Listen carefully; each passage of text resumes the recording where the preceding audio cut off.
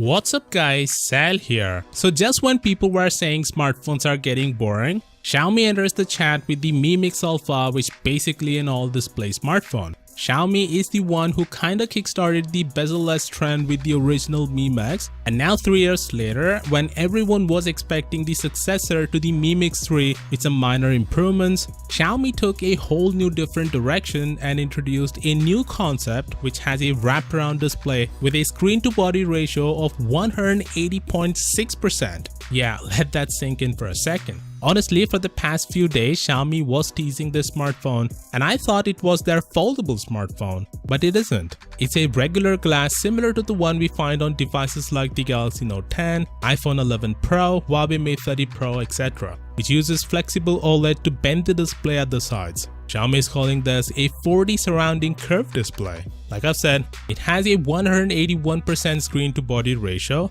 the rest 19% is occupied by small border up top and bottom, and the rear cameras eat some of that screen to body ratio real estate. Speaking of which, the phone has 108 megapixel camera. As we have talked in the past, Samsung is the supplier of this camera, which uses tetracell technology to take full 108 megapixel images in daylight and 427 megapixel images in low light and combine it to form one detailed image. There's a wide angle and telephoto camera present as well. As you can see, there's only one set of cameras on this phone, and if you want to take selfies or make video calls, then you have to flip the phone, which shouldn't be a problem because there's a display at the back as well. All in all, it looks identical to the Huawei's foldable smartphone, the Mate X. But the difference is, the Mi Mix Alpha isn't a foldable smartphone. It still amazes me how fast the technology is evolving. I mean, I knew we would see smartphones that would look like this in the future, but didn't expect that would happen in 2019 itself. To be clear, this is still a concept, which means Xiaomi isn't mass producing it like their other smartphones. They're not even planning to sell this internationally. It will be limited to China and is priced at almost $3,000. It's the only trend that I don't like about the current smartphones.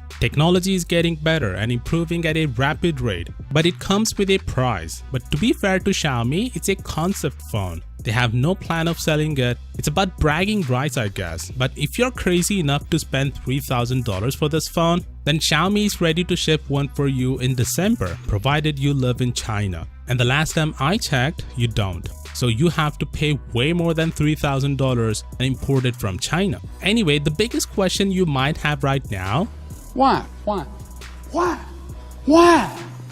Look, I totally understand that it doesn't provide much of value other than the fact that it looks freaking cool. Listen, phones are getting ridiculously expensive to the point that they're not just phones anymore, but a status symbol as well. It reflects your personality, if that makes sense. When I'm buying a car, my top priority is looks, and then comes the rest. Same for the phones as well. When I'm buying a budget or mid-range phone, looks are not really that important. The specs and features are. But when I'm getting a flagship, looks are one of the top priorities before making a purchase. And I'm sure there are millions out there with a similar mindset as well. That's why looks are important, and that's why this phone matters. Phone companies aren't dumb that they are running in a race to increase the screen to body ratio, because they know there's a huge demand for this. And that's the reason this phone exists, and probably more companies would follow suit and come with similar phones as well. One more thing I need to mention is that accidental touches are not going to be a problem, because they can just ignore the side areas with the help of a software,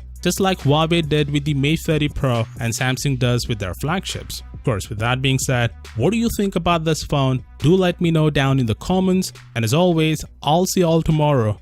Peace out.